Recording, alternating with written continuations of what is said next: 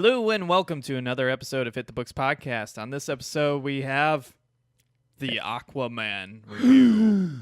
Aquaman, fuck yeah, coming again to save the motherfucking ocean. Aquaman, fuck yeah, what you gonna do when they splash on you now?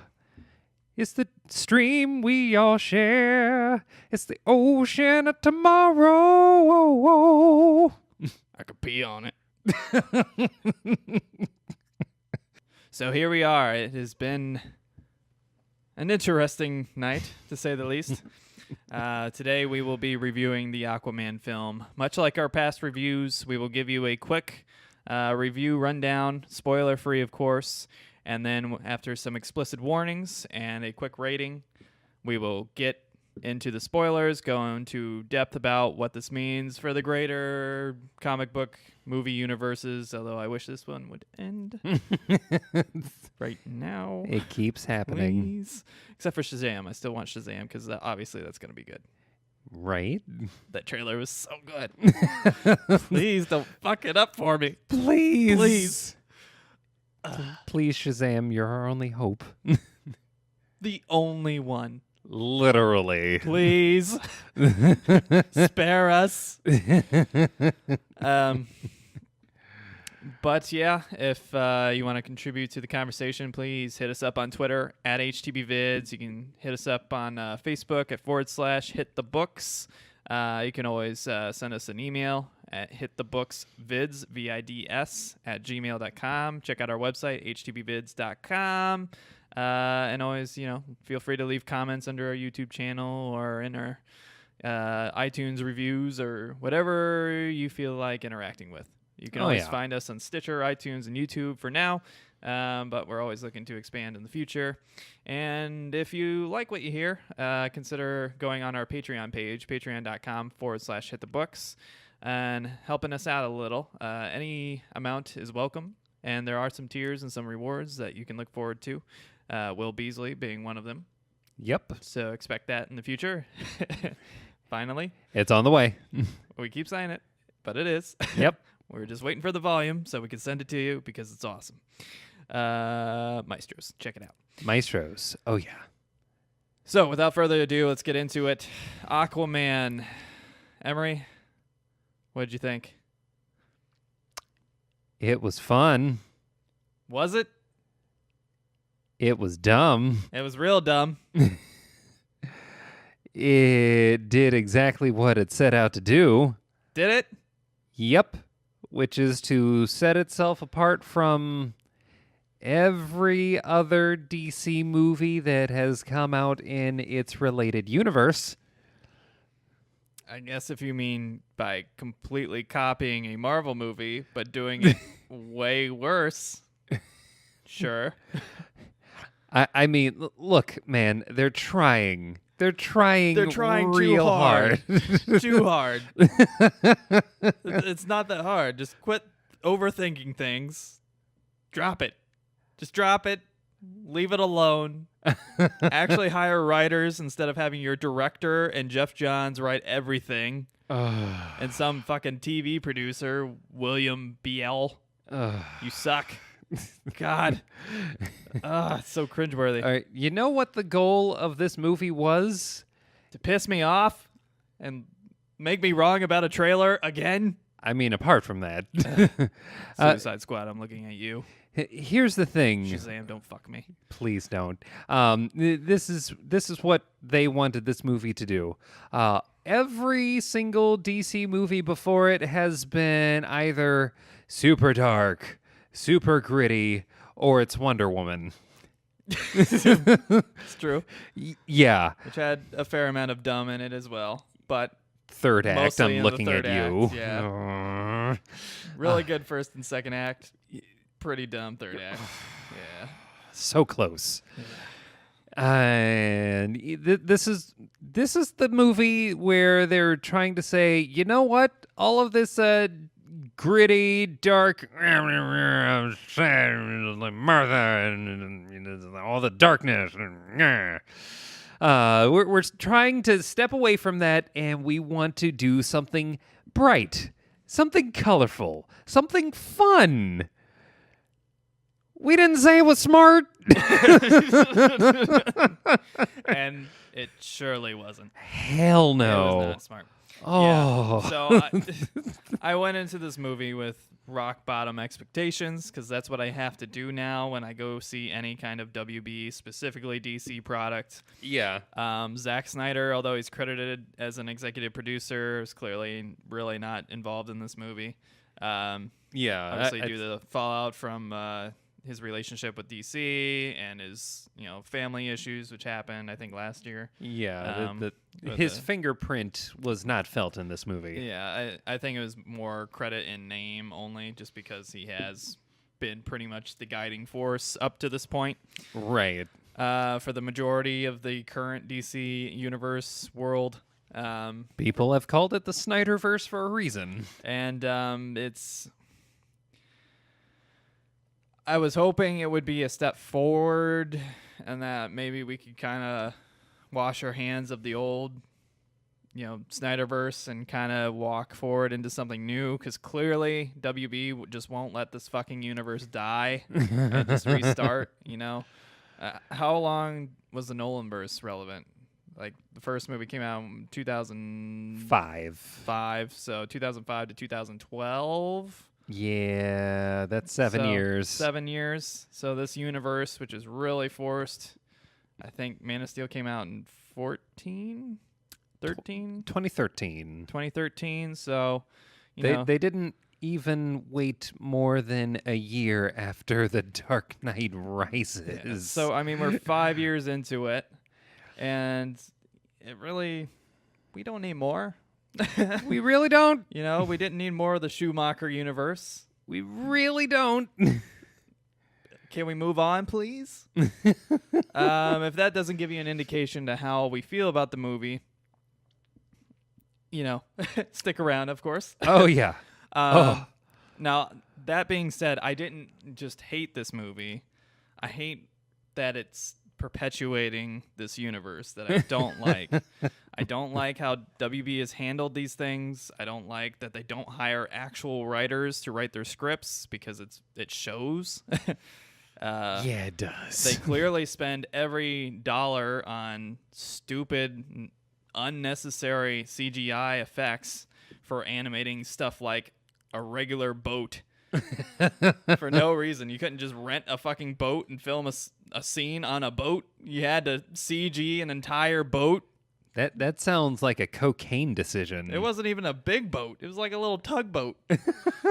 And they used the same CG sunset for like 4 different scenes, trying to make it emotional, but it was just like literally everything in the scene is just copy and pasted with just a slightly different conversation involved. Oh, my God. Yeah, I have so many feelings about the scenes where they tried to make it emotional because of sunset. Yeah, and this movie was directed by James Wan. Yes. And I'm sorry, dude, but you did a terrible job. There are just shots in this movie where I'm like, oh, that's so awkward. Why would you? They reminded me, I almost thought it was the same director as the first Thor movie when we were talking about it. Because if you watch the first Thor movie over again, you see that there's all of these weird, really unnecessary, like, diagonal camera shots and, like, weird, awkward close-ups that are completely unnecessary. This movie does the same thing. Yeah. Where there's scenes where it's just, like, canted sideways for no reason. Like, it's not adding anything. In fact, it's taking away. It's making me pull back and go, like, what's going on with the camera? It's not even like shaky camera, which is a common problem. It's just an odd angle. It's just a stupid angle. Just really, really, like, strikingly unnatural, and it's not giving, like, the effect I think he was generating. I mean, he's known for being a horror director. Yeah. So those angles probably work for, like, horror movies, but they don't work for, like, big CG action stupid films. Right. And this seems, if anything, is like, well, could you straighten the camera so I can see what the fuck is going on? Because I'm really confused right now, and there's just a lot of stupid shit happening, and I can't make heads or tails of this. Yeah, I think one of the things that I got from the angles was that imagine you're reading a comic book that's drawn by someone who's really fucking pretentious. Yeah, It was like, ooh, I bet you've never seen this kind of thing from this angle before. Yeah, another problem is that he's one of the writers. There's 3 writers credited for this movie.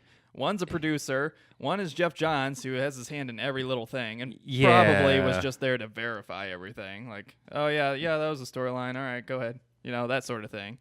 And then James Wan, who's the director. I get if like the director's like, ooh, that scene isn't reading right. I'm gonna alter it a little bit. But to actually be a key writer, the first credited writer on the script, yeah, he's not a writer. He's a director, and that's what he should be doing. Yeah, like he's made most of his career on being a director for horror movies. Yeah, so I feel like he's not the right director for this movie or this universe, unless they were doing like a horror-based thing, like maybe Swamp Thing, which they're trying to get him in, but I don't know if they should continue if it's in the same universe. Maybe Constantine or something like that, but not for Aquaman, okay? There was a scene where you could clearly tell that this was like his moment to have like the kind of thing that he's used to, horror, show up in a movie that really doesn't have or shouldn't have any element of horror to it, given what he's working with. Well, maybe not for the storyline they were trying to generate. And It's like out of nowhere, a horror moment. Yeah. This movie, without going into the spoilers yet, this movie has so many scenes in it where they're just shoving way too much into the movie, trying to fit every popular Aquaman storyline from the past like decade into this movie. Just like they did with Batman versus Superman, where they're just shoving every little stupid thing instead of making a focused movie. They're just throwing every storyline into the movie. This movie had a lot of potential to be great. Not even just good, great. Yeah. But this is the same thing that happened with Batman versus Superman, or Batman v Superman, if you want to make it sound like a legal case, which it should. The people v Batman v Superman. In a court of law, this is their story. Dun, dun, dun, dun, dun, dun. Yeah, I want to see that battle because the people would win. If they didn't, they would fucking riot. You goddamn right they would. The thing with this is that this is symptomatic of a story that was written for the sake of not necessarily making it feel like this was their one and only shot to do everything that they could with this character. Yeah. But that's exactly what it looks like. It's like, oh, you like this is the thing that he's always known for doing, or this is the person who's always known for interacting with him. And again, like without this and that and this and that and this and that and this and that. Yeah. I mean, again, without spoilers, they were just shoving storylines and big characters that did not matter to this movie at all.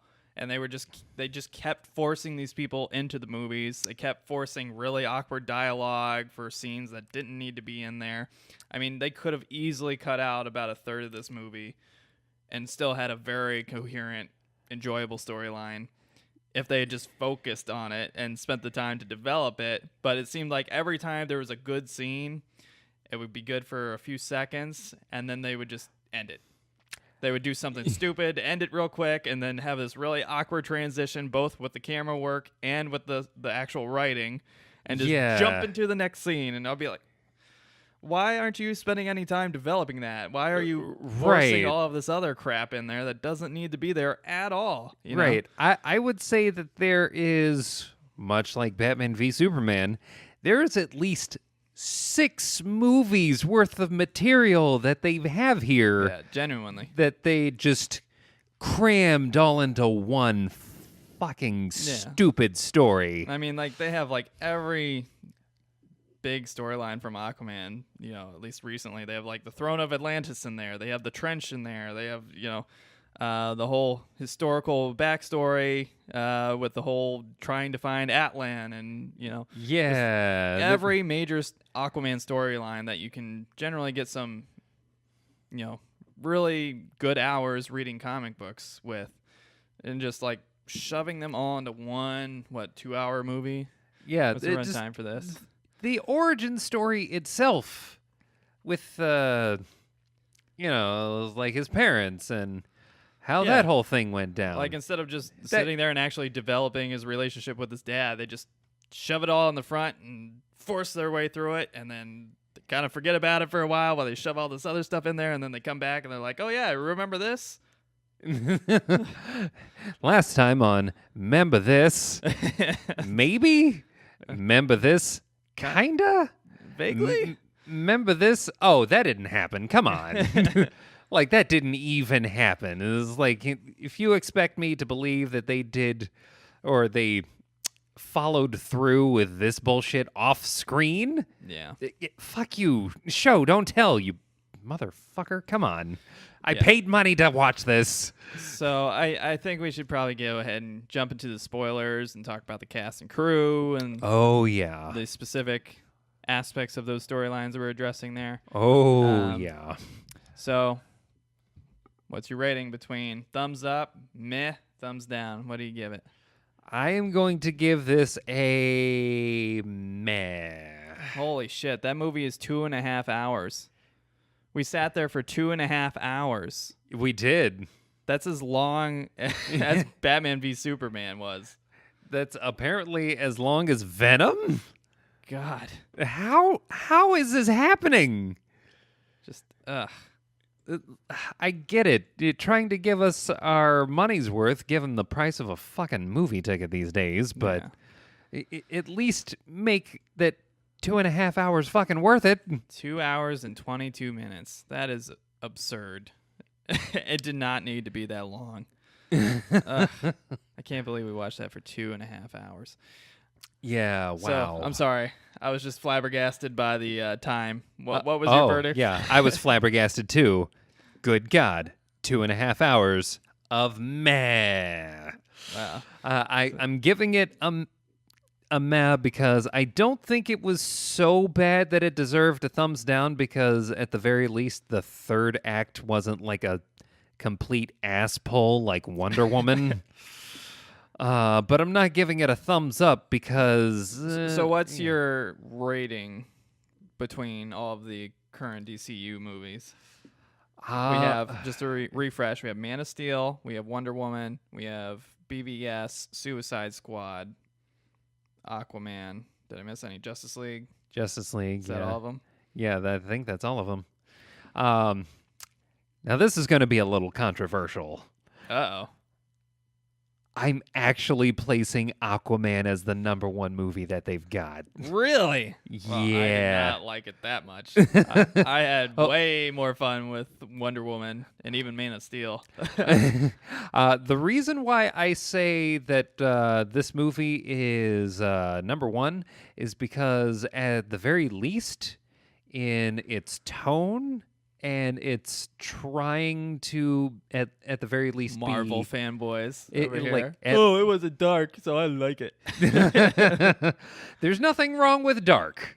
There is nothing wrong with dark. I actually am a huge It's dark Punisher under the fan. sea. I mean, it's never dark under the sea because, spoilers, Cat eyes. Aquaman can see underwater, which means he can see in the dark, which means that Kind of. Batman can never sneak up on him. But he still will be able to sneak up on him because he's Batman. But he won't because he's Fat Man. He's Batman. Okay, the current Batman can't sneak up on him. I am the night. You are the I am breathing. the jacked. You are the breathing very heavily in your I suit, am the sir. enlarged heart. Sir, do you need to open up that suit a little bit? I can't breathe. I can't breathe. Alfred, cut me out.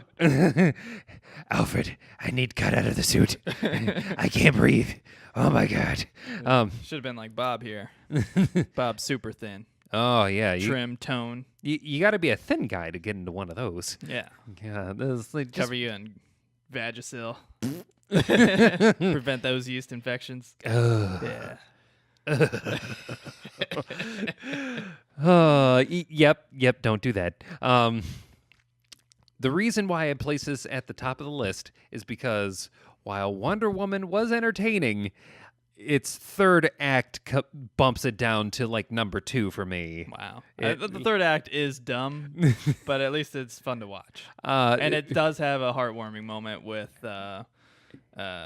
Steve Trevor.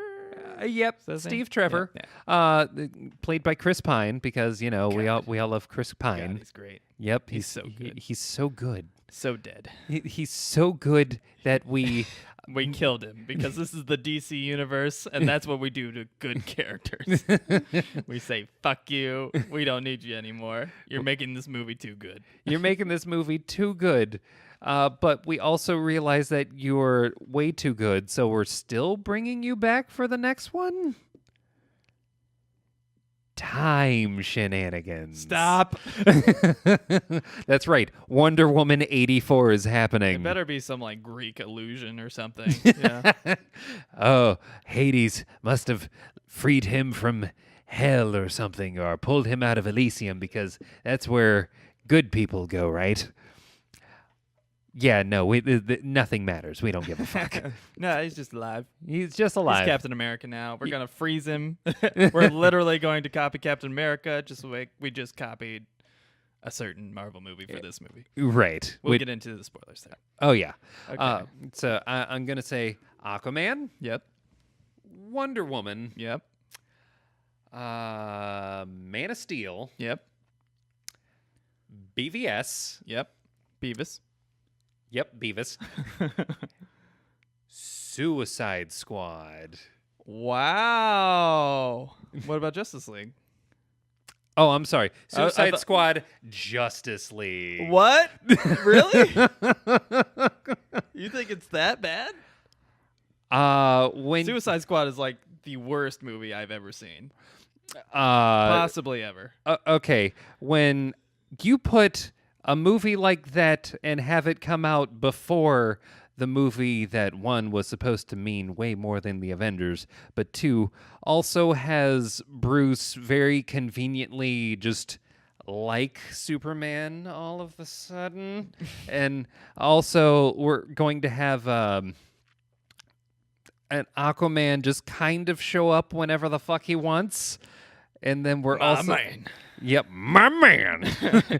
And then we're also going to have the one character that actually belonged in this story, Cyborg, look like a CGI mess. Booyah. With a flaccid booyah.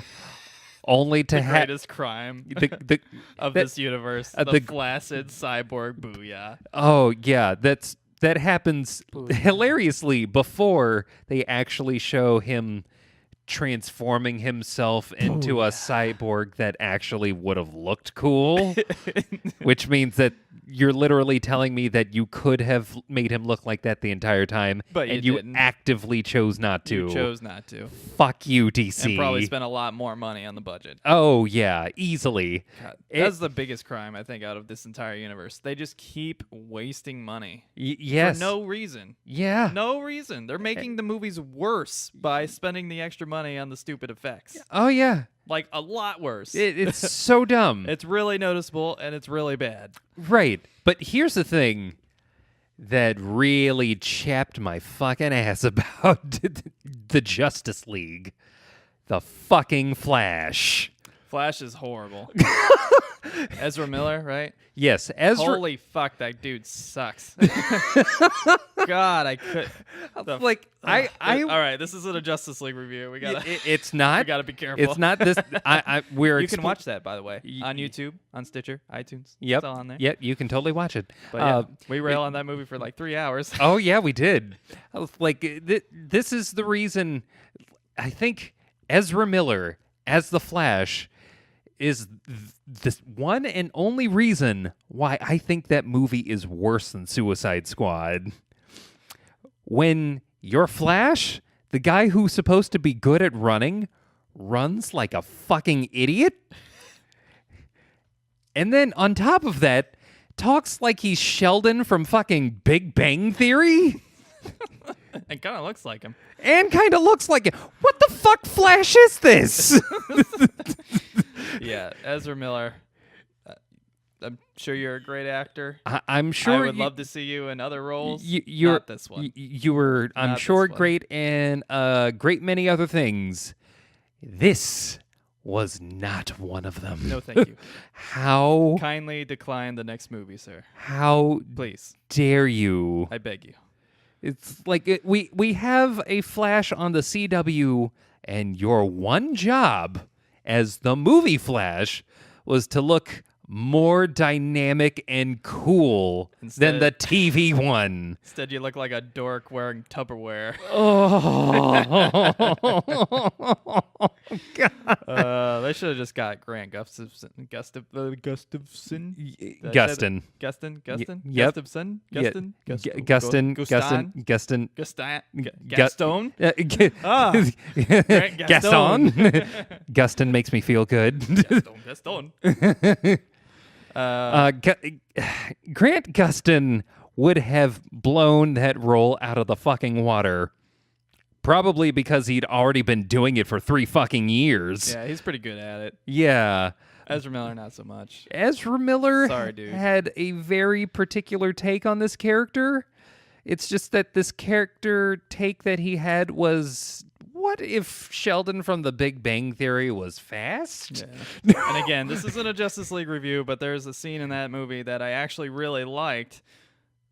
But Ezra Miller just like almost ruined it for me with his dumb. There's a scene in that movie where they're fighting the reborn Superman in the middle of the square. Yep. And Flash is running full speed around him to try to like get behind him and flank Yep. him a little bit. And Superman just like suddenly starts following him, kind of slow, but not. That was a really good scene. And I was like, I got goosebumps when I saw that scene. I was like, damn. It's just like, He just put the fear of it's God into this fucking kid. Like, no. Yeah.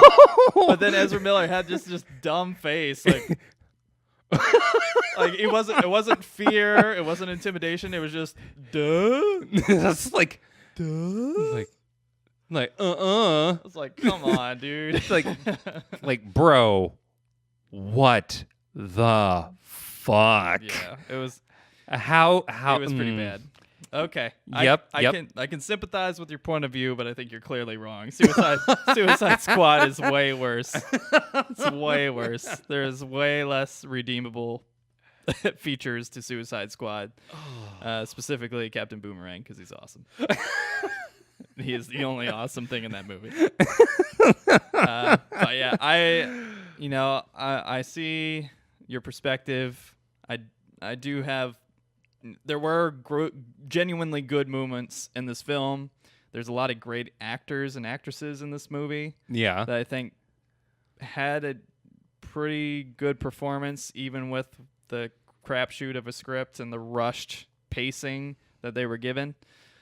Specifically Willem Dafoe. I think he did. I think he did an outstanding job actually, with what he was given, which wasn't much. Yeah. And he always at least turns in good work. Yeah. So I was really impressed by Willem Dafoe, just by how professional he was with this role and how well he represented it.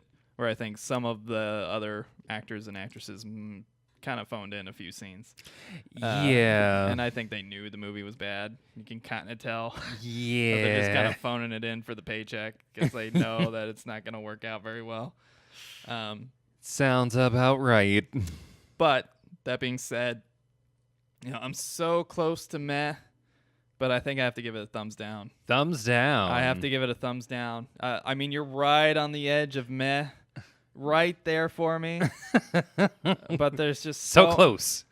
Specifically, if it was just like the first 20 minutes of this film, I would have gave it a thumbs up because there's a lot of great stuff in those first few scenes. Black Manta not being one of them. Oh yeah, but there's a lot of really good setup. Yeah, but then they just kind of shit the bed with the rest of it, and I have to give it a thumbs down. They weren't even original in their execution. Like, Yeah. we'll get into that in the spoilers, but Yeah, there's we some will. very specific scenes where it's pulled straight out of another movie, and they even use the same type of soundtrack, just worse. Oh. Yeah, it was bad. Oh. So, it hurts. Yeah, I was very disappointed. I have to give it a thumbs down. In my rankings, as of right now, maybe I need to rewatch some of these films, but I'd say Wonder Woman is still clearly number one, without a doubt for me. Just because the first two acts are so good. And the third act, even though it's a little dumb at the very end, there's a lot of good in that third act, specifically with Chris Pine. Number two, that's where things get a little dicey. I think I got to go Man of Steel. Even with the penis starships and the I will find him, and the just really way too CG ending of that movie, and the just wanton murdering of an entire city of people while they fight, and yeah, I just. Oh, you mean that missing episode of Dragon Ball? Yeah. But I still give that number two, I think. Number three, I'd give it to, let's see here what I got left, BVS, Suicide Squad, and Aquaman. I'd probably give it to Justice League, just because it had a few moments in it where I was like, wow, that was cool. After that, specifically the one I described, that was a big one. Yeah. Then next, I'd probably... Man, it's tough.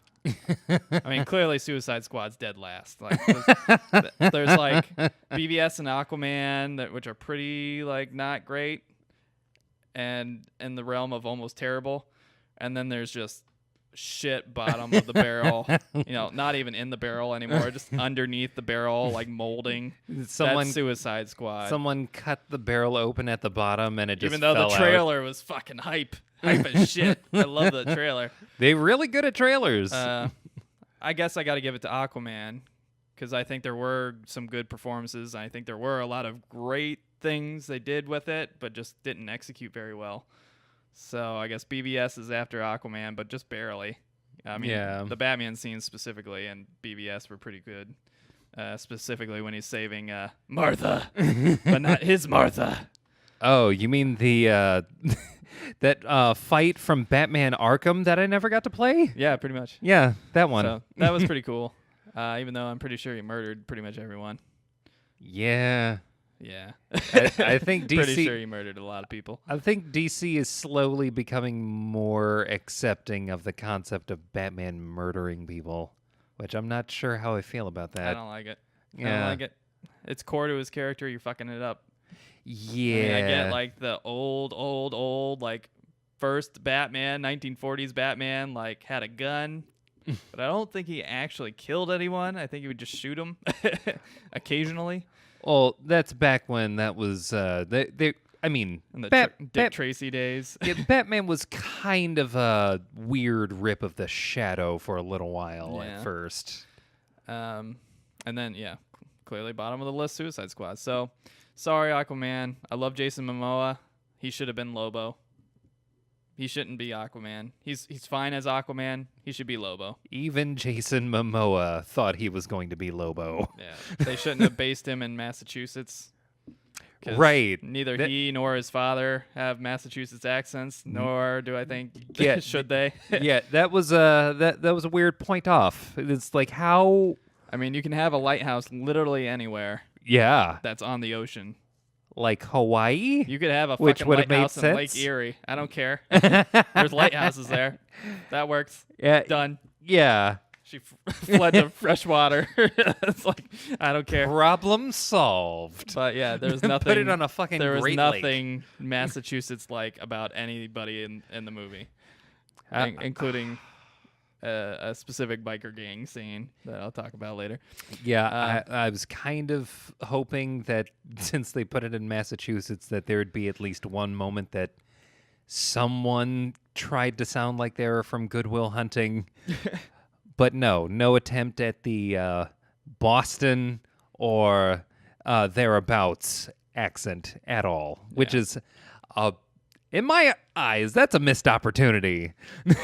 So That could have, we could have had a Boston fucking Aquaman, and that would have been so much fun to watch. yeah, and I just felt like it was just bad placement for the character. I didn't think it made. I get it that it's a comic book based thing, but it just didn't make sense for the performance or the movie. It really in didn't. any way, shape, or form, in my opinion. All right, so there you have it, folks. Emery gives it a meh. Ranks it number 1, surprisingly. Yeah. And I rank it like number 4, like 3 from the bottom. That's what I care about. Yeah. It's And I give it a thumbs down.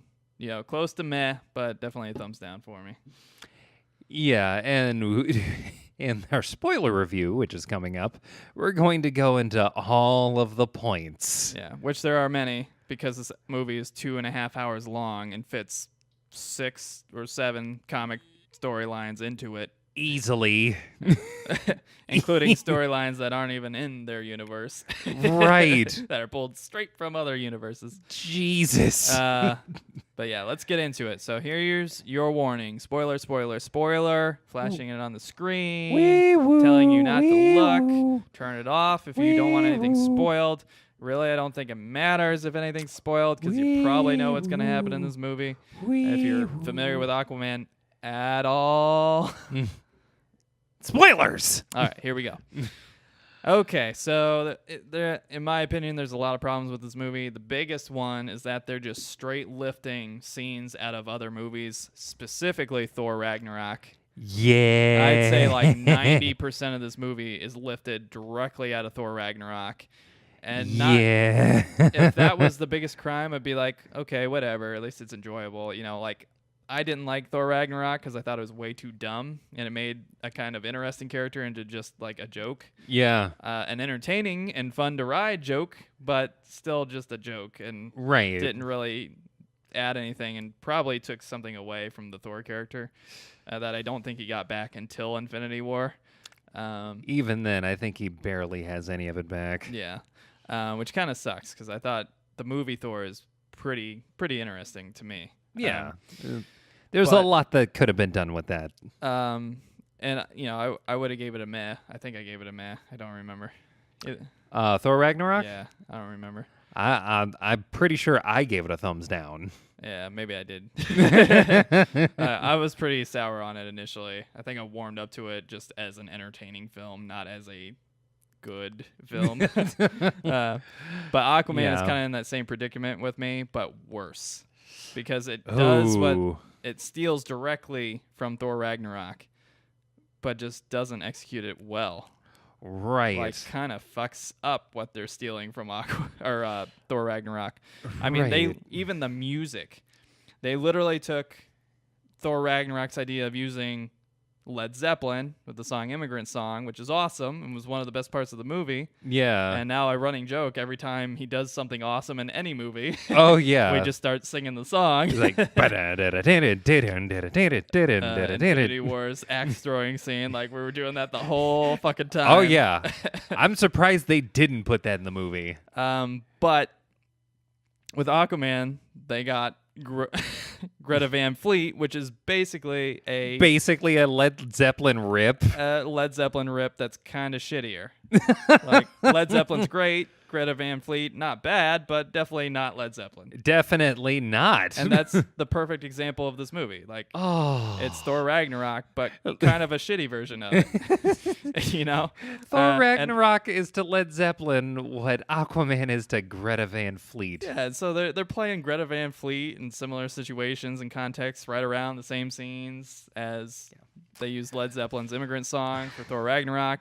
They steal the idea of using, you know, actual music and having genuine production produce songs for the movie in addition to orchestral stuff, just like Thor Ragnarok did. I think maybe Guardians of the Galaxy is probably the first one to do it. Oh, in yeah. the whole superhero genre.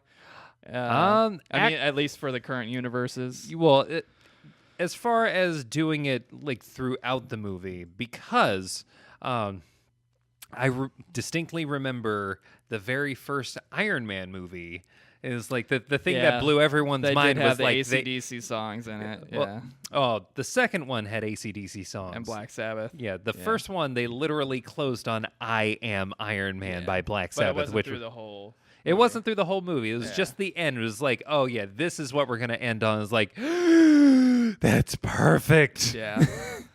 And then they But, slowly got more comfortable with putting in just like paying the money for the rights. Yeah. paying the money for the rights because they knew it would work. Yeah. And then they went fucking balls deep with it in fucking Guardians of the Galaxy. And it's Yeah. just like, oh my God, we could just do that? Yeah. Oh, Fuck all yeah. right. All right. I'm like, fuck yeah, let's fucking do You it. have to pay these composers to make this whole entire orchestra thing? Fuck yeah. No problem. Yeah, let's just fucking cut Let's all the see- sweet music in it. This is where DC fucks up yet again. They have this whole soundtrack for the movie, and instead of having like good recognizable songs, what they do is they take good recognizable songs and have shitty artists remake them for the movie. I think the most egregious one was an appearance, again spoilers, by Pitbull, Oh, where he's singing a Toto song. it hurts. And I was like, why are we listening to Mr. Worldwide sing a Toto song? It's like, I blessed the rains down in Africa. Yep. Guess where they went for that song? I fucking wonder. So there was just the production alone was just so bad. There's CG that didn't need to be there. I talked about the boat already. Like that one was the most glaring because I was just like, this is the fourth time we've seen the same sunset on the same CGI ocean with the same CGI tugboat. Like, And it's CGI. why? Like you couldn't fucking afford a Yes, tugboat. it's not that much money compared to fucking a CGI crew having to sit there and animate all this shit. You probably spent $1 million on that scene just on CGI budget alone. We You had cou- to make the waves look right. You couldn't It was rent a like- fucking boat and just have it float. Like it's not that hard. You didn't even have to have it float. You could have everything else CGI just like you were doing. Just have a fucking boat on set. right. Why is that so hard? And I mean, right now our climate is such that I'm sure you could find some sick fucking waves for that fucking tugboat to go out on. Just stupid, man. Just dumb. Just terrible production decisions and the bad camera angles, the awkward scenes where they're zooming in. There's a scene towards the beginning of the movie where Aquaman is beating up all these mercenaries from Black Manta's group. And he he walks fucking through this. Black Manta. Yeah, who was the Oh. worst part of this movie by far. Oh, But he walks through this little steam cloud thing dramatically, and it slows down, but not like a cool slow down where like he's punching something. No, just like a really awkward slow down where he's already kind of walked through it, so nothing's being revealed. It's just like he's showing trying to his make him face, like, trying to for a make him second. look cool. But they just timed it really poorly, and it looks really awkward, and it pulls you out of the movie. You're like, why did you do that? It just fucked up the pacing of the entire scene. Here's the thing with that, and I think that's pretty indicative of what most of this movie is. This is a movie that tried to look really fucking rad. This is a movie that And at tried. times, it kind of succeeded. Like, Yeah, towards the end, they have the big reveal where he stole his fucking dead ancestors' clothes off his fucking bones, and somehow he fit in them. perfectly. Yeah, and walks out in the full, classic, green scaled gloves and scaled armor and all that stuff, which I thought was rad. I thought it was a cool looking scene. Yeah. A dumb scene. Oh yeah, it was Didn't make any sense. dumber than a sack Don't of know hammers. why you had to steal the fucking poor man's clothes. Don't think it benefited you at all. Right. But it looked cool. It looked cool, and we finally got our Aquaman to look like Aquaman. Yeah. So, Sort of, like, short of, riding a fucking seahorse. and not just a wet guy in khakis and a You boa scarf. never man. never go into the pool wearing jeans. It's a bad idea. Yeah. Chafing much. Ooh. But yeah, there's story beats that were totally inconsistent. Like the first fight with the assassins and Black Manta Like they literally show him shoving his big sword thing into his diaphragm, doing nothing, not even like scratching him a little bit. And then later in the movie, he's just using the bluntest of old blunt knives to fucking pierce his arm and like using because that works now. Yeah, using the same fucking swords he was using earlier with no additions and just like stabbing him several times. I'm like, oh, now you can fucking stab this guy? Like, earlier you couldn't do shit to him. You couldn't shoot him. You couldn't stab him. You couldn't do anything. You could kind of blow him up, but even that didn't burn him. Right. Now you got this fucking laser thing and you can burn him. Because it's all Atlantean tech. Oh, It's fuck like off. we have Atlantean steel now. I It'll thought- cut him. I thought it I was promise funny that it'll cut him. Yeah, I thought it was funny that they went full in on the saucer head and tried to explain it by saying that he had to have a big helmet or else he couldn't hold the laser beam in his head. Like, well, if that's the case, maybe don't put it in your fucking helmet. Like, do you have to be Cyclops? I don't think so. It doesn't make sense in this context. Or you can just make it so you don't have to have a big fucking saucer head that I'm pretty sure isn't going to be aerodynamic in the water. But we gotta make him look like Black Manta. No, you don't. If you want to give him laser eyes in the helmet. It doesn't have to be a big comical saucer head that only works when you're animating things. And quite frankly, it doesn't even work then.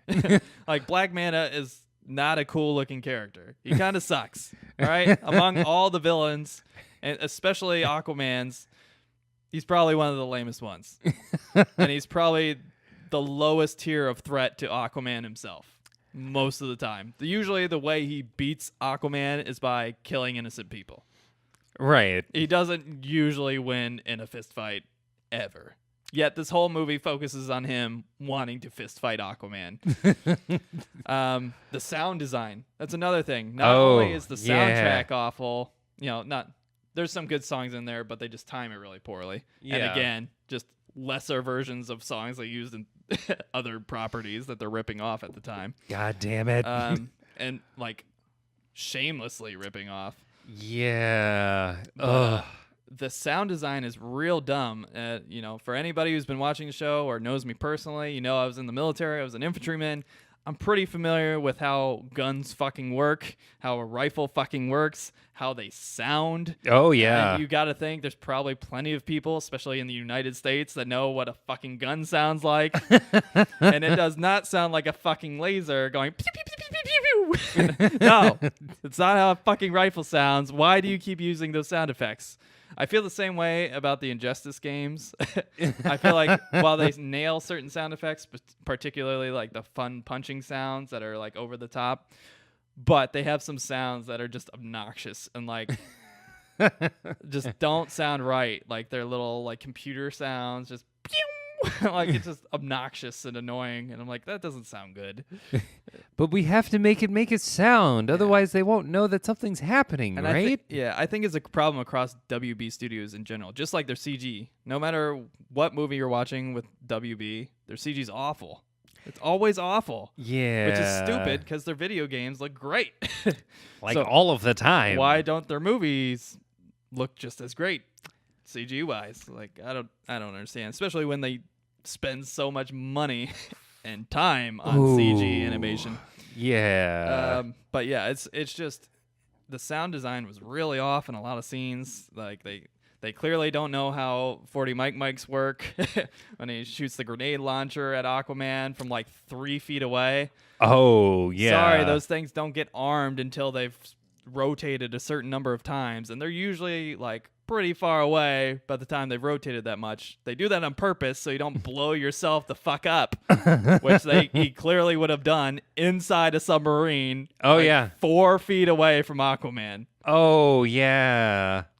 It's fucking stupid. That's not how any of this works, and I get it. With movies, you usually got to suspend your disbelief a little bit because these people are, Hollywood yuppies who have no idea what the fuck any of this is like. I get it, but you couldn't ask somebody. You didn't have any kind of like reference that you could ask. We have to dress it up. We have to make it sound more dynamic. Does this sound right? Is this what it would be like if we did this? I mean, like, there should be somebody you can go to. Tom King works for DC. He worked for the CIA. I'm sure he's heard a gun or two. I'm sure he knows how a 40 mic works. Ask him. He's right there. He's right next door. Just ask the guy. It's not that hard. Hey, is this how this would work? Do I need to rewrite this? Do I need to change this around a little bit? Does it sound weird? Is this the right sound effect? Do we need to redo this sound effect a little bit? Maybe we should fire an actual gun and record it so we know what it sounds like. I'm sure they were going to talk to Tom King, but I think he's still actively dealing with his depression through his comic books. Oh yeah, that is a problem. We'll talk about that this week. Yeah, yes, it's like by the way, yeah, Tom King, we'll get back to that. Generally a really good writer. Been stumbling a little bit lately. Lately, yeah. Still love you. Yeah. Work on yourself. Whatever you gotta do. Yeah. Get right. But yeah. Maybe you should take some time off. Help these people on the movies. Go over to Jeff Johns and be like, "Hey, man, that's not what a gun sounds like. Can I help you out just a little? Can I just make a suggestion? Maybe adjust this a little bit. It's pretty far. Not only is it not right, it's like really far from right, like noticeably far from right. Yeah. But yeah, there's just silly stuff. I don't know. There's inconsistencies throughout the film, both in like the character work and how people are portrayed, how they behave, the sound, the animations, the direction, the transitions. Just nothing feels right in this movie. And at no point, and this is probably a big reason why I don't like it so much, at no point was I able to just relax, sit back, and enjoy what I was watching. I just kept getting pulled out of the film because of something stupid, or because a scene ended really quickly for no reason and transitioned really poorly, or a really awkward camera angle that just like was super noticeable and awkward. You know, I'm not a director. The most direction I do is setting up our little GoPro with the medium wide angle lens to like get a decent shot for the podcast video. You know, that's about the most I've done. I am in no way, shape, or form a professional director, but even I was noticing these things because they were so jarring that I just couldn't lay back and just enjoy the movie for what it was. I just kept noticing things that looked weird, sounded weird, were portrayed weird, had weird lines that just didn't feel right. I just couldn't enjoy it, man. Yeah, even the cool scenes, I would be getting into it and getting hyped about it and be like, oh, that was really cool. And it would just get ruined immediately. And, you know, to the credit of the Justice League movie, to BVS, to Wonder Woman, those movies at least had one or two scenes per movie, Man of Steel, where I got goosebumps. And I was like, man, that's something I wanted to see my whole life, you know, as a comic book fan. Like, yeah, they nailed that scene. They got that one thing right. That was worth seeing, you know. It made me happy. You know, if I got nothing else and they just keep pushing this universe, at least I got that to lean on. Right. It's like this key movie scenes. Like they were almost there, but just not. they would just fuck it up just enough to not give me that goosebump moment. And I think the armor scene was one of those for me. The part where they run into the trench dwellers and they're diving deep into the trench. That scene, like, I was like almost there, and then it just went right into dumb. And with the flares and all that stuff, and there's fucking lightning crackling everywhere, but that doesn't seem to scare him at all. The fucking moon, that doesn't seem to scare him, you know. But yeah, this little fucking flare scares him real good. Okay. The sure, CG tugboat. We had to watch our CG tugboat in the CG stormy ocean and watch all these CG kind of cool looking trench creatures that just weren't doing anything except swirling around them a lot. Yeah. But there was scenes there. There was stuff there that could have been great, but just wasn't. And it fell so flat with me, and it really left me disappointed. It's like it got so close to going all the way with something. And I think that was one thing that I noticed that I was kind of being nice towards this movie about, is that they knew what they had, but for some reason they didn't go all the way with it.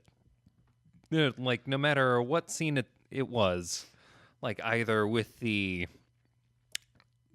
near direct rip from Thor with the fucking fight in the arena, to having to like train him, or like having like a flashback scene where you're seeing training and blah blah blah blah, and it never comes back until like a moment when it shouldn't, or it makes you think that it did when it never actually did. Yeah.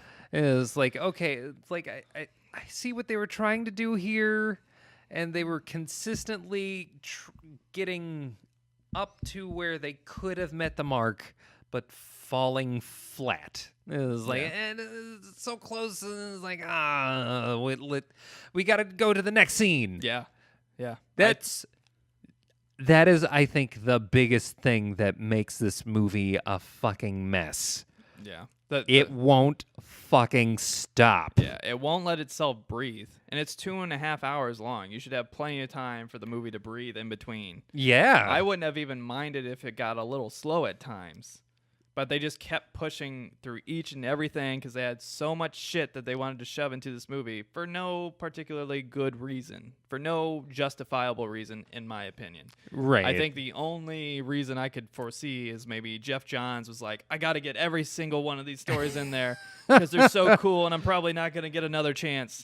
So let's put them all in there. Like, I can kind of like see that if that's the case. You know, I'm just assuming, but that's the only reason I can even think about shoving so much shit into this movie. Just like BVS, just like Justice League. Like, do we need to shove every single little bullshit detail of Aquaman's history into this movie and just completely make it so out of whack and unfocused? Yeah, that's ugh. So it was pretty disappointing. So at least for me, I don't know. I went in with rock bottom expectations and came out pretty much with what I expected, unfortunately. And I didn't like the first two trailers, but the third one I actually enjoyed a lot because it did show a lot more of the colorful Atlantis world, which I wish they would have got more into. Oh, and again, yeah. More inconsistencies. The Justice League movie clearly illustrates that he's been there before. He fucking goes there. They give him the fucking mother box and like, yeah, here, go ahead, save us, I guess. Yeah. No problem.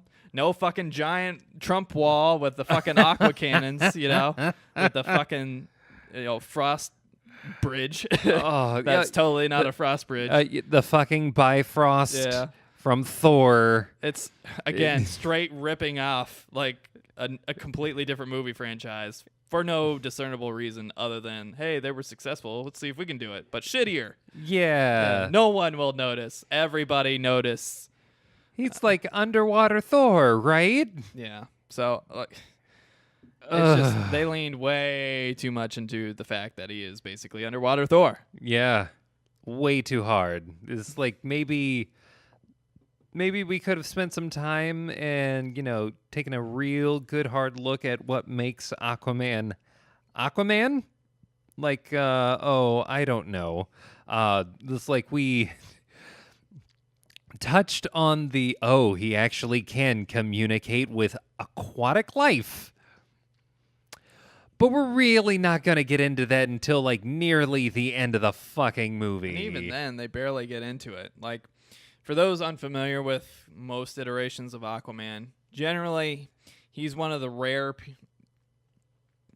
characters that can speak to animals, specifically sea life. Yeah.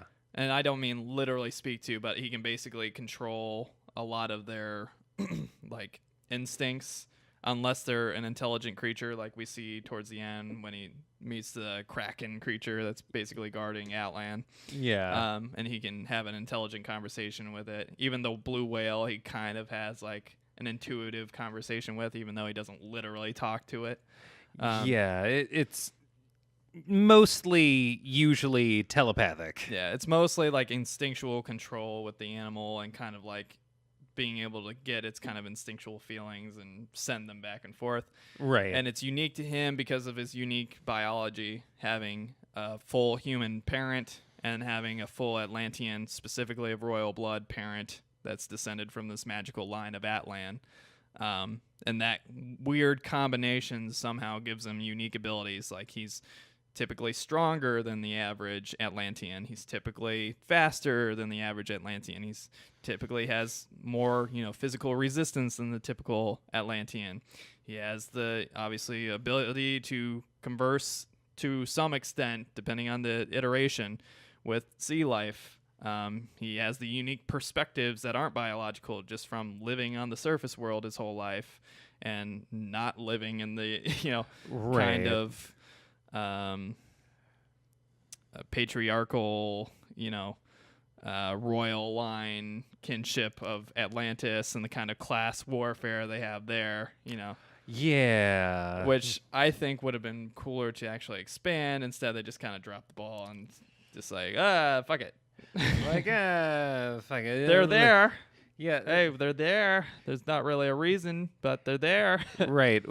We're going to approach this movie as a way to, instead of making the actor portray the character, we're going to try to change the character to more closely resemble the actor, so that way it's just kind of we're trying to make him hashtag relatable, guys. We're trying real fucking hard. But they don't really get into that at all. They kind of like touch on it, which I give them credit for.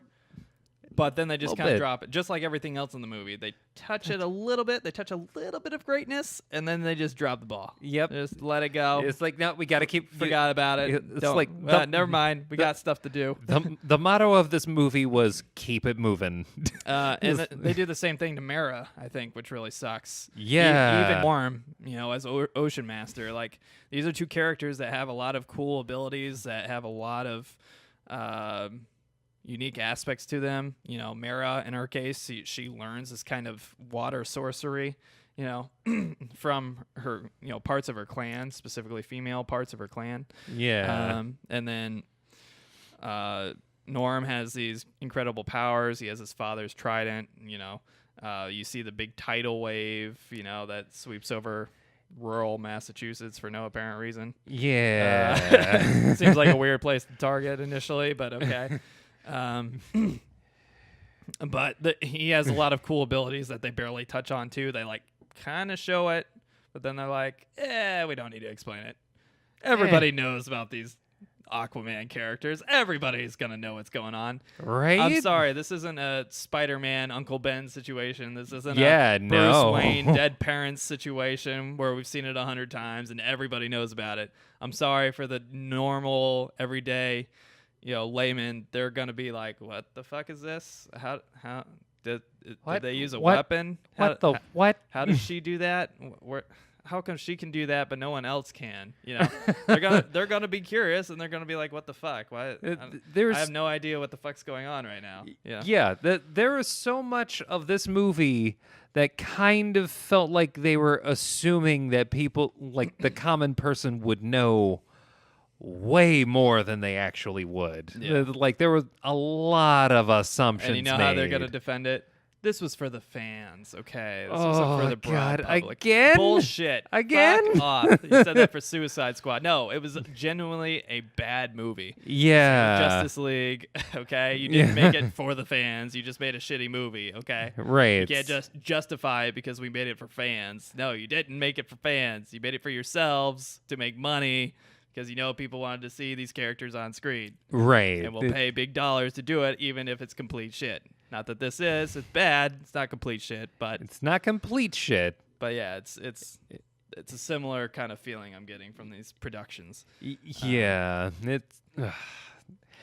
I think the thing that movies like Justice League needed were for the individual character movies like these to slow the fuck down and let you get to know these characters, as opposed to just taking you along for the ride and like having you go through this shit at like breakneck speed and my man, my daddy, my mama, my brother.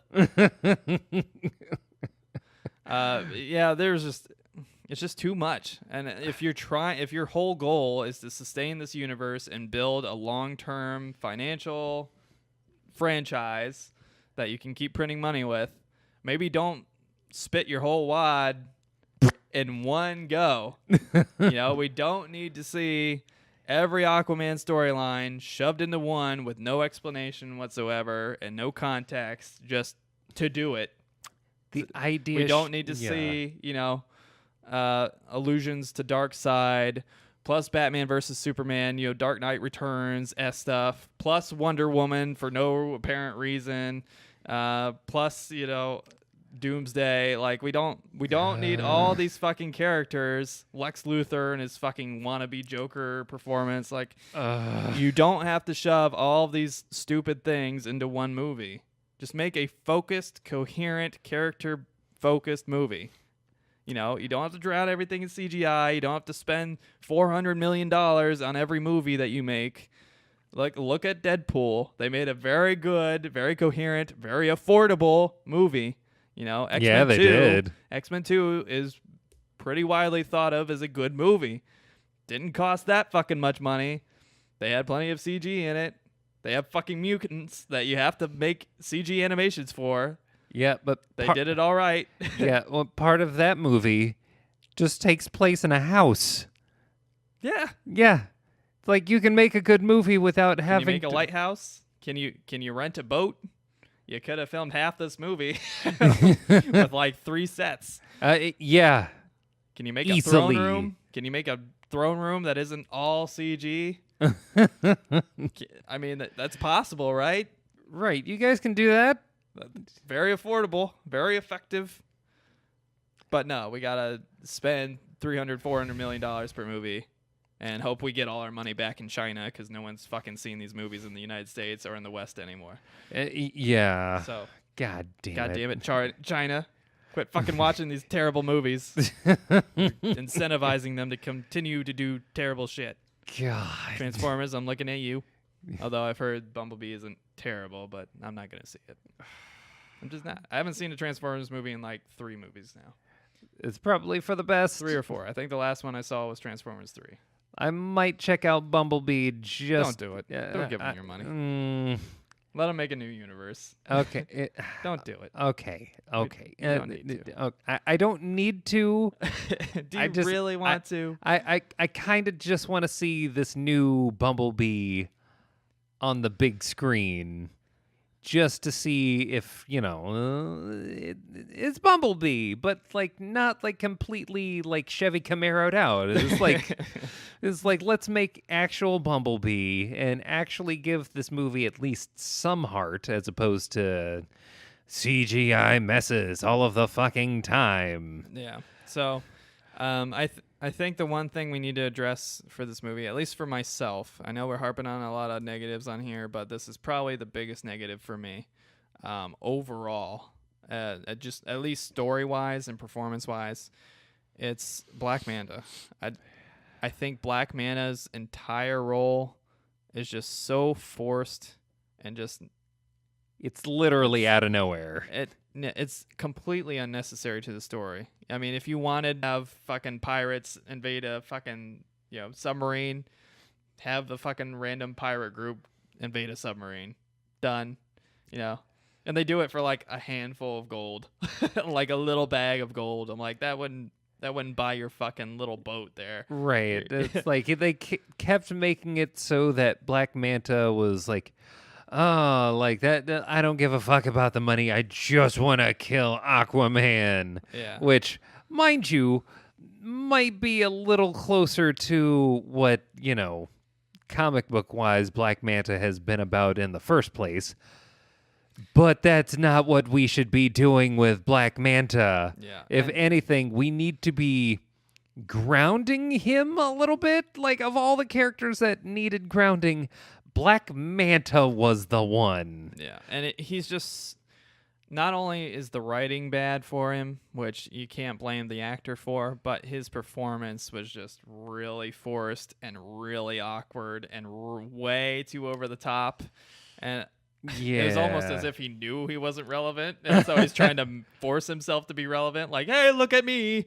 But right. He didn't matter to the arc at all. And again, there's so many inconsistencies about his character, specifically his weapons, and just the way he processes things. But the actor's name is Yahya Abdul Mateen. I believe that's how you pronounce it. Yahya Abdul Mateen II. It's what it looks like. But I'm sorry, dude. That was one of the worst performances I've probably seen for a lead character in a movie in a long time. I'm only going to blame Mr. Abdul Mateen for half of that performance. The other half, as always, falls on the director. The director's job is supposed to be to get the best performance out of the actors that he has. That's true. And I think a few of the characters really didn't shine very much. I think another one was Nicole Kidman's character, Atlanta. As the mother of Aquaman. Not the state. It's spelled a little different. Atlanta. But Atlanta with two N's. I just felt like for the most of the movie, she, unlike Willem Dafoe, who's a big star that could have phoned it in, but absolutely didn't. Yeah. I think Atlanta, Nicole Kidman's character, I think she did kind of phone it in. I know she hasn't been in a whole lot the past few years, so maybe she's just a little bit out of practice. But she just wasn't very good. She had like one scene, particularly with the father character, where I was like, okay, that was pretty good. But I actually thought the father kind of sold that better than she did. I think like he kind of carried those scenes. I think he did too. But yeah, it was just kind of disappointing because you think of her as a big star, but she just didn't execute it very well. Meanwhile, Tom Curry, Aquaman's father, his name is Tamara Morrison. I apologize, I probably butchered your name. Tamara, is that right? Tamara Morrison. Looks right. But he did a really great job, and what I was really impressed with is DC didn't do the typical DC thing that I would expect and cast some generic white dude as the father of Jason Momoa with this super pale, super blonde, Nicole Kidman as the mother, and just like make you accept it. Like, hey, baby came out a little dark. Fucking why not? It's genetics are weird. Atlanta didn't cheat. But they actually found somebody. In his case, he's from New Zealand. Yeah. Who is from a kind of Pacific Island nation, and at least makes sense within the context of the character. Right. Now, I don't know how well they adapted it, because like to try to make Jason Momoa a little bit more like Nicole Kidman, they like made him dye his hair blonde, give him like really bright blonde highlights for no apparent reason. That I don't think was really necessary. Maybe it was just his personal look. I don't know, but I don't think it worked very well. Yeah, it'd be one thing if they, had him basically explain it away as though his hair were sun bleached, like we were watching fucking Castaway or some bullshit. Yeah. So I don't know. Unfortunately, I think Nicole Kidman was probably one of the weaker performances in most of her parts in the movie. And again, that's probably largely on the director, largely on the writing, but I think she was also kind of phoning it in for the paycheck. Yeah. And she's another character that had big inconsistencies. Like, I was laughing when they were in the weird like dinosaur world. Oh, and she had this ridiculous like bone suit on that she had apparently been wearing for the past 28 years. There's a movie where that entire concept is ripped from. Yes, that's true. If any of you watching have seen the movie How to Train Your Dragon 2, not even the first one, the second one, this is the hidden mother who's thought to have been dead this whole time, but no, she's just been making it. She's been making it work in this place where she should have died amongst all of these creatures that seem just deadly. But unfortunately, she follows up that scene immediately by showing up in this big, beautiful, flowing nightgown thing at the end of the movie. And like 10 minutes ago, she was wearing all this fucking ragged armor, and she was all filthy and ragged. She had like dreadlocks and stuff. Like, And she looked like she'd had to survive on her own and in then it like looked a like wild she had like place. a complete makeover and just showed up in this beautiful dress and this beautiful crown and her hair perfectly done and makeup full done. Like 10 minutes ago, you were in this fucking dinosaur world. The and then trench. and then your son rode a fucking monster into a fucking war, like a full-scale war, Lord of the Rings style, and went up to the surface, still fighting in the war, and you just showed up in this flowing, beautiful gown for no fucking reason at all. No explanation. She just magically gets these beautiful clothes and shows up in perfect makeup and totally de-aged, and I'm like, what the fuck just happened? Royal magic. So that's on the director 100%. Oh, yeah. I don't know if they meant for that scene to be at some other point in the movie and they had to change it up a little, and they're like, well, we don't want to do reshoots because we already spent $300 million on this movie, so fuck it. Yeah. But it's one of those things that's inconsistent. It's super noticeable. Pulls you straight out of the movie. I think you and I laughed hysterically the moment we saw her, and we're like, what the fuck? It's like you were just in armor like a couple minutes ago. Yeah, it was just... this is the problem with making a movie where it goes from plot point to plot point to plot point at breakneck speed. Yeah. So it was just... It was rough. It was rough. For some positives, Jason Momoa was fine. He wasn't the full my man guy the whole movie. He was actually he actually kind of down to earth a little bit. Yeah, he toned down his own personal personality quite a bit. And the guy can actually act a bit, which is pretty nice to see, especially from a lead character, which you kind of have to have. Sorry, Ezra Miller, please don't lead your own movie because I don't think you can carry it. Oh no! Just being honest. Please don't. If you're playing the Flash, I don't think you can carry it. Or being at honest. least star in a different movie where you can actually show that you can act. Yeah, and you would think Will Smith could carry Suicide Squad? Couldn't. Nope. I love Will Smith. But that movie was a train wreck anyway. Couldn't carry it. So it's not an indictment, just not right for the character. Mm-hmm. Mara was played by Amber Heard. I thought she was fine. She didn't impress me. I mean, she had some awkward line reads, and I was just, it's fine. She was the generic, betrothed to be to the enemy type character who's basically a plot device to get the main character going. Kind of a stereotypical role. Willem Dafoe, we talked about him earlier. He did a great job, I thought. Never phones it in. He could have phoned this in completely, but he chose not to, and I really respect him for that because he genuinely, playing Volko, did a great job and actually made the movie very watchable in scenes that I don't think would have been very watchable without him. Just especially in like some of the flashback scenes and stuff like that. He did a wonderful job, and I was really impressed with him. Patrick Wilson played Orm, who is Aquaman's half brother and the king of Atlantis towards the beginning of the movie and onward. I thought he did an okay job. Just okay. Yeah, he had some of the probably the silliest lines. He did have some, in I the don't entire think it's movie. his fault. I think it's just the direction and the writing, which is also done by the director. Yeah, his delivery. If it wasn't for his delivery, I think that movie, if not for him, I probably would have given this movie a thumbs down.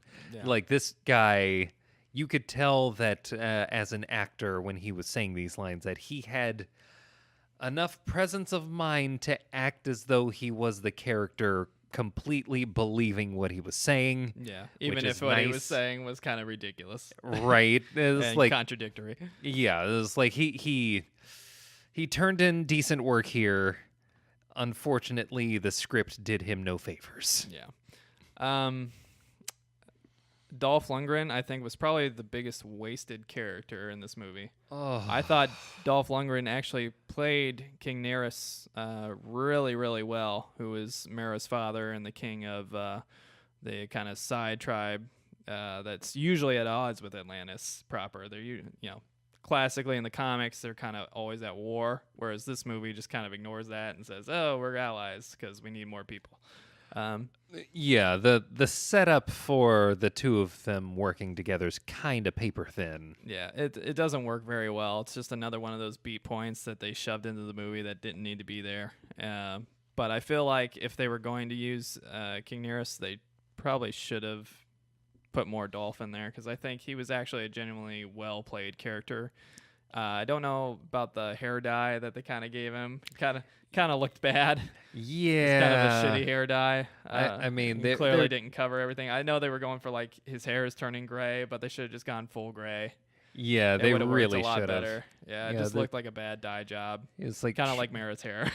Just looked kind of like a bad dye job, you know. Yeah, like Amber Heard and Dolph Lundgren, apparently they went for like crayon red. Yeah, it just didn't work very well. Yeah. And I get it, you're trying to be like more comic accurate, but the comics overdo things on purpose because they have to sell based on the vivid, colored pictures, the vivid, right, artistic portrayals, not the real life, believability of the characters' designs, Right. But I thought Dolph actually did really great line reads throughout the movie, and played his role very well with using what limited tools he was given and what limited time he was given. I thought he outshone Patrick Wilson's Orm a lot of times. And stood kind of toe to toe with Willem Dafoe in the scenes where they were all together. We already talked about Yahya Abdul Mateen II playing Manta. I just thought he was easily the worst performance in the movie for me. Tamara Morrison, who played Tom Curry, Arthur's dad. Again, I thought he did a really good job. I was really impressed with him. One of the best in the movie. Guy I'd never heard of, never seen before, but just he really rocked the role, and I was really impressed, and I hope we see him more in future projects, hopefully outside of this universe. Hopefully. I mean, those are pretty much the big ones. I guess Michael Beach, who played Black Manta's father, I thought he did a fine job. I thought, considering what he was given. Again, he was given really awkward scenes and really awkward lines that I don't think worked. But I thought he played it as well as he possibly could have, unlike Yahya, who I don't think did very well. Just personally, again, not an indictment of any of these actors and actresses. Just some had really strong roles, and it made the bad ones really apparent. And I think the father-son dynamic was really apparent because the father was doing well and the son was not. I thought Nicole Kidman's scenes really looked bad, especially next to her, surface husband, I should say. Yeah. Because this is all one world, Emery. The sea and the land, all one earth. It's all one world. It's almost like this is a message for the audience. But yeah, that's my verdict of the cast. I don't know if you have anything to add to that. We had Graham McTavish as King Atlan for a brief scene. He didn't really do much. He had like one scene where he actually spoke. The rest was just him in armor, sitting. Like his job was to help propel the plot because, the plot needs a propeller. Graham McTavish. He was kind of the Marlon Brando of this movie. Yeah, pretty much. It's like Marlon Brando as Jor-El. That's basically what Graham McTavish did as King Atlan. That's kind of how I felt. Yeah. It's like, he probably got paid a lot. Didn't really do much. Yeah. It was he was fine. It was like he showed up. Good on you. If you want to hear good quality Graham McTavish, watch Netflix's Castlevania. So good. So good. My favorite Dracula to date. Yeah, if we ever get our game podcast going, we should talk about that. Oh, yeah. Do a review of it proper, because it's really good. Check it out if you have any interest in Castlevania. It's really short series, Netflix. The first season's like a total of like 3 hours, maybe. It's like 6 episodes, each like 26 minutes or something. Actually, it was 4 episodes. So even short, 2 hours. Yeah. You're not gonna. The second season's longer, which it needed to be, and I'm glad they did a longer season the second time around. Yeah. But still just as great. Probably better. I think the second season's probably better. Yeah. Honestly, you should just watch it all as one full season because like it's 12 episodes so far. It deserves your watch. So, I guess to wrap things up, the greater implications for the DCU. Hope you like getting wet. Jason Momoa is still good. He's in the classic costume. Basically, everybody in the Aquaman world is still alive. Yeah. Neither mom nor dad died, like typically happens in the comics. So yeah, they're both around for reasons. Suck it, Batman and Superman. Black Manta is working with TV pundit who gets made fun of for thinking Atlantis is real, even though we clearly saw like everybody knows it's real because they fucking sent a tidal wave with all the warships and garbage to every city on the planet. Yeah, I feel like that's a pretty easy indicator there. Yeah. It'd be real dumb if they were still making fun of him after that. And, like, we right. see all these you know that Aquaman exists, and you're still like, oh no, that's bullshit. It's like Atlantis, you know, dude. Come on. He's literally taking selfies with guys at the bar. Like, you know, it's real. Yeah, that's a real dude. Trident, Quintent. Although he gets a trident now. Yeah, so a proper trident. He switched. I kind of need to look at the trailers again to see if they switched out the trident and the quintet for that end scene where he comes out of the waterfall. Oh, does he have the quintet in his hand when we see that scene?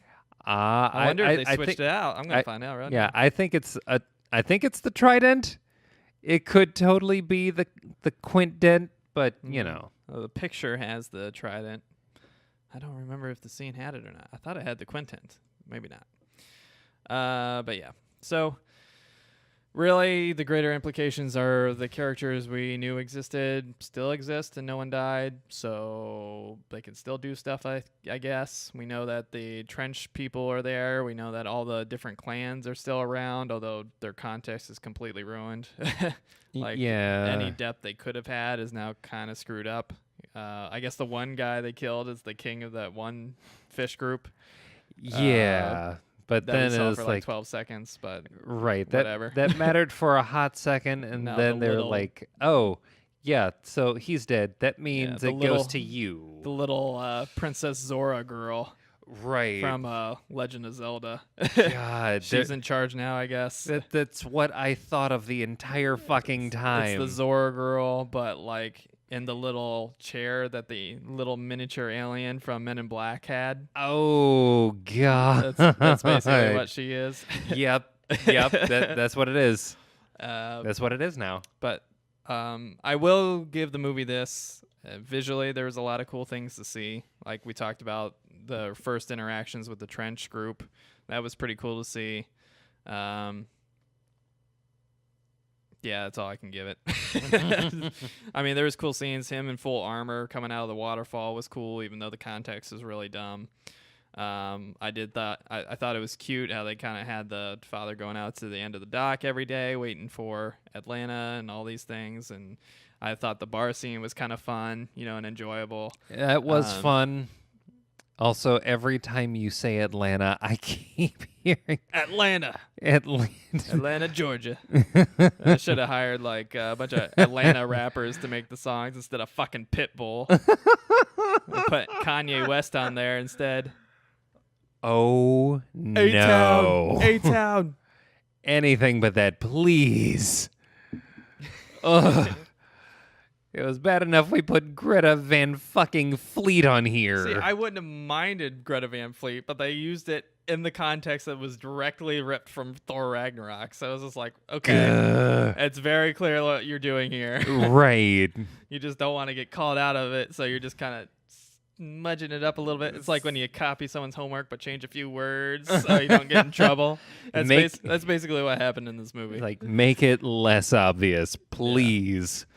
So I think there's a lot to criticize, unfortunately, in this movie. There were some nice beats, there were some nice moments, but I felt like instead of expounding on those and really like riding those to success, they just kind of dropped the ball on each of them.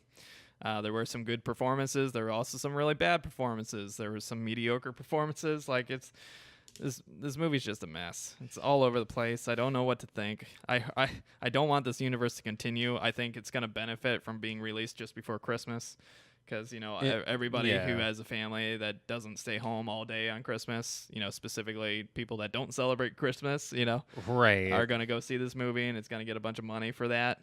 But Merry Christmas. I'd recommend you see something else, personally. I don't know if there's much else worth seeing right now, but I'd see something else. Yeah. Wait for it to come out on video, watch it on Netflix or something. Yeah. Or the DC Universe app. Gah.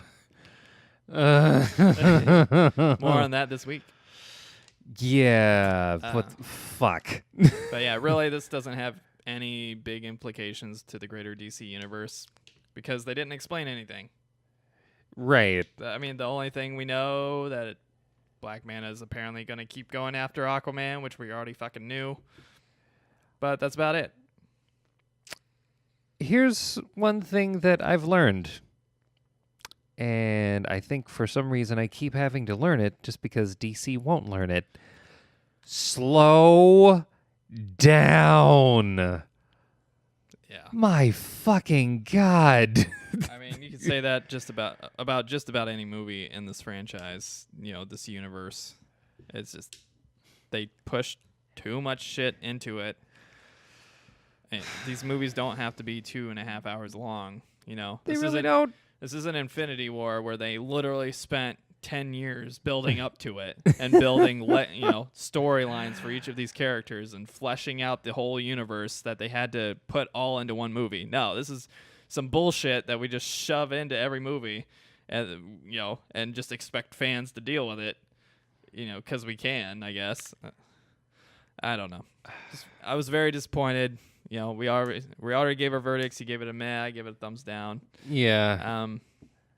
Just very underwhelming and very disappointing, even with my rock bottom expectations. That third trailer kind of gave me a little hope, and they kind of dropped the ball on me.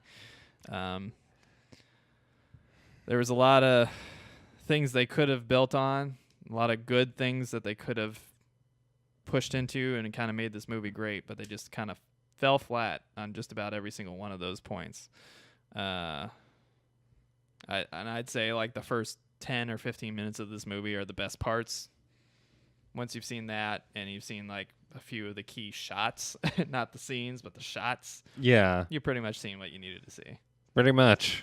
Like everything that's important in this movie shows up for like at least a second in the trailer. So I hope Shazam's good, just because the trailer looks so good and got me so full of hope that I will get a true Shazam movie, which would be awesome. If only. But this movie just it hurts. As a fanboy, it just hurts me. And please, my fellow DC fanboys, don't defend this movie.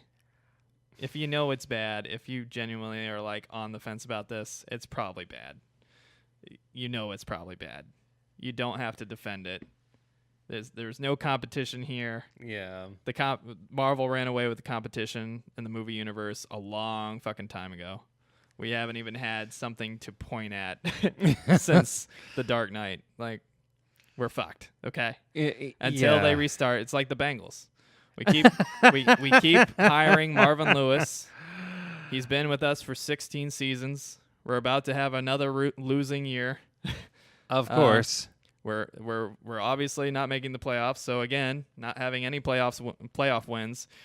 The only coach that's tenured more than Marvin Lewis as a head coach for one specific team is Bill Belichick, who has gone to 7 Super Bowls, won 5 of them, and has a shit ton of playoff wins en route to that. Right. Marvin Lewis went to the wild card round 6 times, won 0 of them. Ooh. In 16 years. It's not good. But DC's going to follow the Marvin Lewis, Mike Brown protocol. You just stay consistent. Let's keep rolling the dice. See what happens. Hire some actual writers. Don't let the director write the entire script. Don't let some random TV producer write the entire script. Jeff Johns, you know, use him to verify stuff. You know, borrow some of his storylines if you want. But he's so busy. He's obviously not proofreading this stuff. I don't think. I hope not, because I like to trust in Jeff Johns even when he's not trying to murder Nightwing. Because he has written some great storylines. Leave Nightwing alone. But it's very disappointing. And as a fan, I feel like these properties deserve more respect. And I feel like they're only doing damage to these franchises. And they're only adding to superhero fatigue as they do this. I mean, I don't know. I don't know what else I can say. I'm disappointed. I'm personally hurt. That's how I feel. This is how I feel about this movie. While it was meh, I'm still surprised you thought it was meh and actually ranked it number 1. I'm genuinely surprised. That's only because all of the other movies hurt me worse. I guess you don't have the same investment in Aquaman as I do. Yeah, no. Emery knows this privately. I fucking love Aquaman. All right. He's a great character on paper. Basically, anybody who isn't the 90s hook arm king royal douchebag Aquaman, which I fucking hated. And unfortunately, it was the one that Bruce Timm used in his Justice League show. Yep. I really love the Arthur Curry, grew up on the surface, Aquaman, the traditional Aquaman. I think Jason Momoa is fine in it, but I think he would have been better casted as a totally different character, specifically Lobo, which we keep joking about. Because he looks like Lobo. He acts like Lobo. He should be Lobo. And he literally thought he was going to be Lobo when they called him. But I don't know. It's just disappointing as a fan, to have this company who clearly doesn't know what they're doing, to have a vice grip on this franchise, on this universe, and it's just squeezing every fucking dime out of it. And not only squeezing every dime out of it, but not doing it efficiently. Just like shoveling cash at these fucking people, and getting, smaller and smaller returns on their investment, and just not changing course, not shifting course whatsoever, just kind of sticking with it because it's making us money still. China will pay tickets. Yep, China likes it. It's very disappointing. So I think that's the end of my verdict. Are there any big moments we missed or didn't touch on, do you think? Or do you think we got it all? I really don't think there's much else worth mentioning in this movie. And for a movie that's 2.5 fucking hours long, I can't believe it was that long. You would think that there was something else that would stand out a little bit, but nah. No. This movie's kind of a blur. Yep. And it's surprising because this is Aquaman and not the fucking Flash. Yeah. I'll give you this little gripe that I had that I thought could have made the movie visually better. Besides the whole CG problem that all these movies have. I will say this. Octopus playing the drums. That was so fucking stupid. I forgot about that. I blocked that out of my mind. I actually would have taken more of that. Oh, my God. None of these fucking people can talk to these animals, but apparently this fucking octopus can be trained to play the fucking drums underwater. Look, so stupid. Come on. Between that and that's another problem. This movie didn't know whether it was being serious or being stupid funny. It would try to be serious, but it just wasn't working because the rest of the movie was fucking stupid and funny. The idea, the like tone for that is was, just fucked. The tone was like, let's, be serious or stupid whenever the fuck we want. Yeah. Like, Marvel has a problem with forcing jokes, especially in the recent movies, but generally whole vibe of the movie stays that same general vibe. It's consistent. This movie Right. goes from dire serious to like, oh, look at our fucking octopus playing the drums in the arena. Okay. You This know what it looked like? Looked like Enchantress. That's what Enchantress did that whole fucking movie. Enchantress just standing there getting it. Just like, ooh, I'm casting magic. With the Vampire Queen or whatever that movie was. That one I'd always see at Blockbuster that no one ever rented.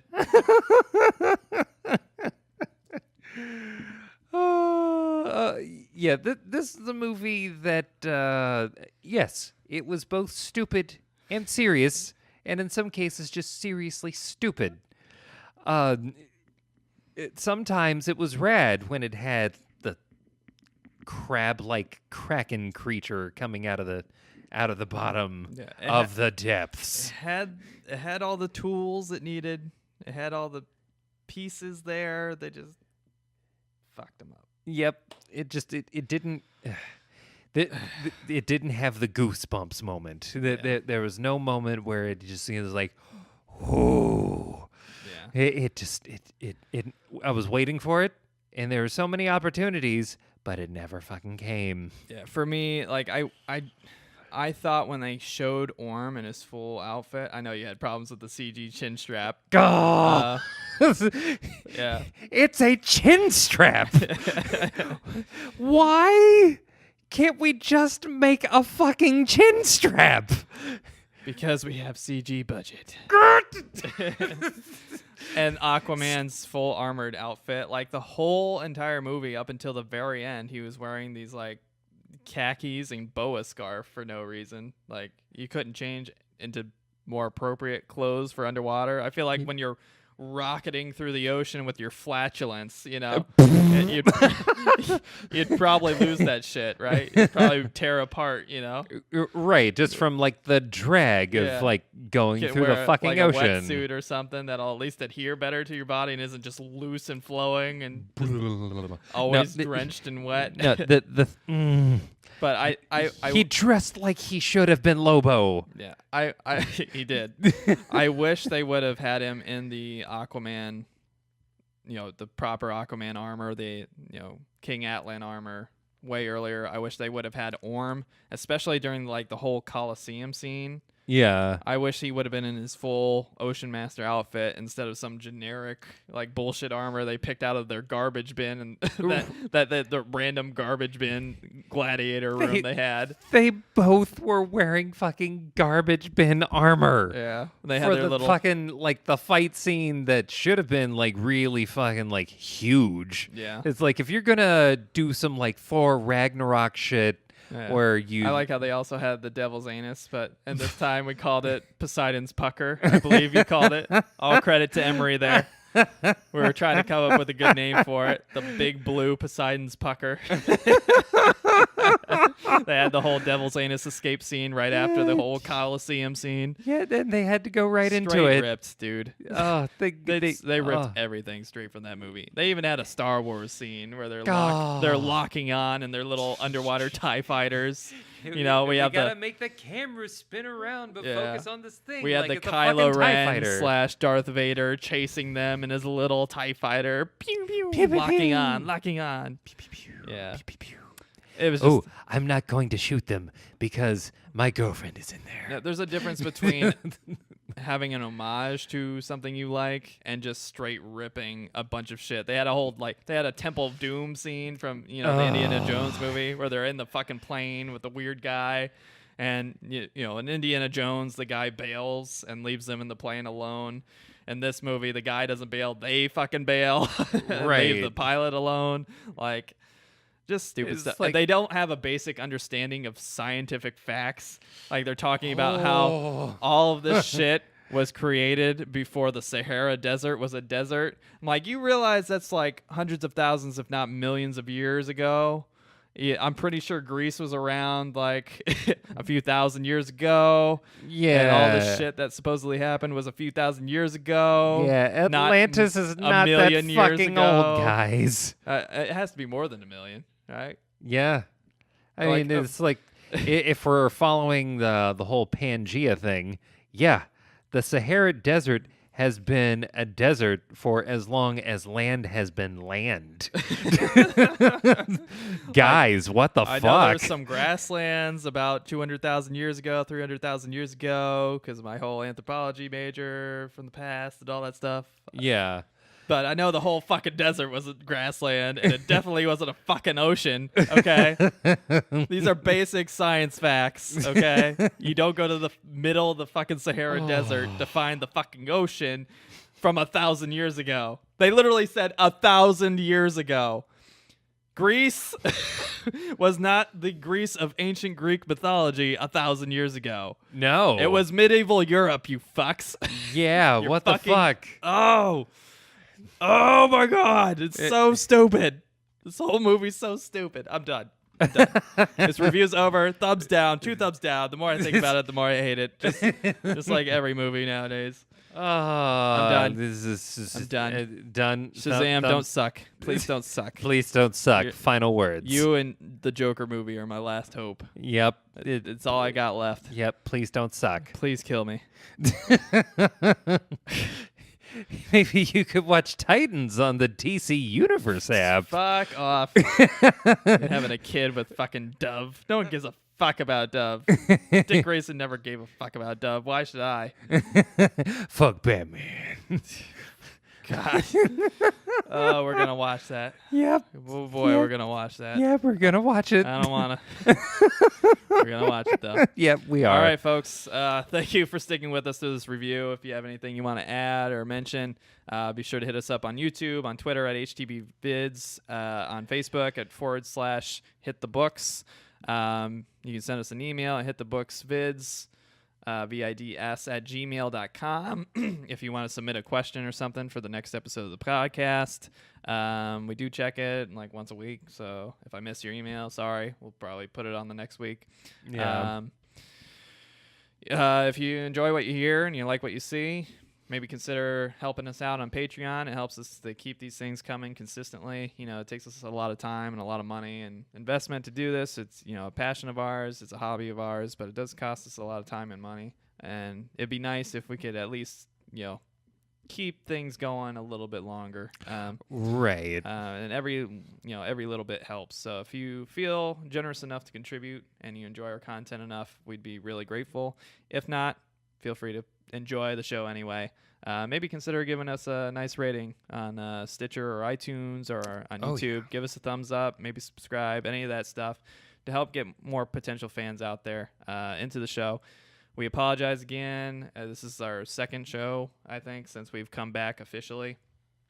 We took a pretty big hiatus because we had to change venues and all the stuff, and we had to finagle with some software that we were trying out, and it just took us a little bit of time to get everything going for the second season. We thought it was going to be like a month or two. It ended up being like most of the year. Yeah. Like since March or April, somewhere in that range. Yeah. Somewhere around maybe there. June. I don't know.